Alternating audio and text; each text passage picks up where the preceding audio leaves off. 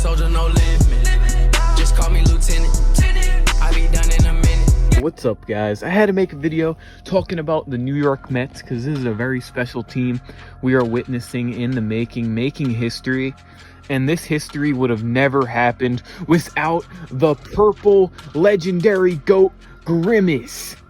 Ever since Grimace threw that first pitch, the Mets have looked so much better. They went on that huge winning streak, and the Mets have rocketed ever since then. Like, we give all that luck to Grimace, because Grimace is always on the Mets side. Grimace marks Mets history. Hey, sign him to a contract, get him on the Mets roster, and I could do that, or just have the Bold Boy wear a Grimace mascot costume. That'd be a good idea. But I love these New York Mets. I really didn't think, I don't think anybody predicted that the Mets would be making it this far in the season. Francisco Lindor has really turned it up. People say they wouldn't really put him as an MVP candidate, MVP season, but I would put him that he had an MVP season. He was so valuable to the Mets, especially during the regular season, and he's turning up in the playoffs. He had that grand slam against the Phillies to beat the Phillies, and the Mets move on to the next round to face the Dodgers tomorrow. Now, that will be a good game and a good series to be coming. The Mets would have never won that game without the Lindor grand slam. Phillies fans, you should be upset right now. I don't feel bad for you. The Mets fans, well, we deserve this. We've been through a lot. Phillies fans, you could just get your memorabilia and just get out of the room because we don't want to see your faces anymore. It's time for the Mets fans that we finally get deserved of what we deserve and how long we've been waiting for. We've been waiting for a damn long time for this stuff to happen. It's been too long. It's time for the Mets to win a World Series, and that year is 2024. And we're going to be putting Grimace on in the parade. We should be having him, the big balloons in it, going on and marching on. That's what Grimace it should be. And plenty of people should be wearing that. It's Brandon Nimmo. Gotta love Brandon Nimmo. He went into a little slump. Still is in kind of a slump. He hasn't looked that great in the playoffs. You know, he's doing decent. He's doing what the team needs him to do. He's making defensive plays.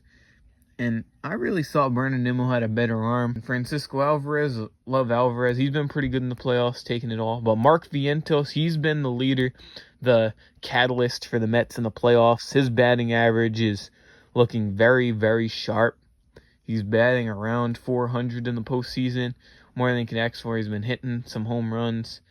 Pete Alonso had that clutch home run against the Milwaukee Brewers.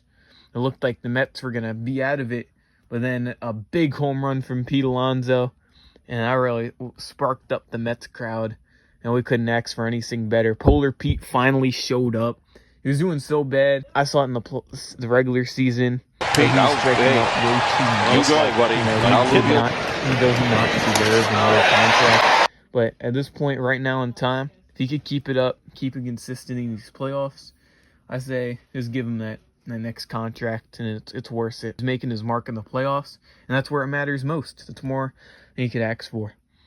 Especially at this stage. It's been a crazy roller coaster season, but as far as the Mets pitching goes, I've loved how the Mets have been pitching. The relief pitching has struggled at times, but of course, like, what do you expect from the Mets bullpen? The starting pitching has been so good with Sean Manaea, Luis Severino, with Kodai Senga coming back for that game one against the Phillies. Even though he didn't pitch too long, he did a solid job. And putting in David Peterson as a relief pitcher, I think that's amazing. It's been working out good so far for the New York Mets, and I like him better as a relief pitcher than he is as a starter. Clearly, I have to say that with the Mets pitching, the relief pitching has got to start keeping it up, which they have. So they just can't fall into a hole like they have in the regular season. If they do, then that's probably it for the Mets. They lose to the Dodgers. They don't even make the World Series. Hopefully doesn't happen. We got Grimace on our side, so anything could happen. As far as the Mets hitting goes, Mark Vientos has been the hottest hitter for the Mets. He's been lighting it up, hitting home runs and big hits, making big hits when it counts. About the best you could ask for from Mark Vientos. He's still young, and he's growing each day by day. He's got a lot of potential in his arsenal. I really like what I'm seeing from the Mets. I do think they could beat the Dodgers going against Shohei Ohtani. That'd be a tough matchup, but the Mets got to try their best. make it past, hopefully get to the World Series against the Yankees. Nothing better than I could ask for in that regard. If the Yankees and the Mets go to the World Series, Mets end up beating the Yankees, that would be freaking awesome. I'd love to see that. But only time could tell.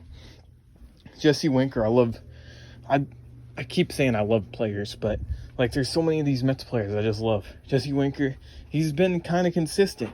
You always expect something from him. Something good is going to come our way. And we'll hit those occasional home runs, and that's good enough for me. Tyrone Taylor in the outfield, his defensive presence is great. Like all these guys are just working together in a cohesive unit and making it count when it needs to count, when we need to win games, doing everything necessary. Good defensive play, good pitching, but in all reality, the hitting has been the best. I'll see you guys next time. Peace out. Let's freaking go, Mets.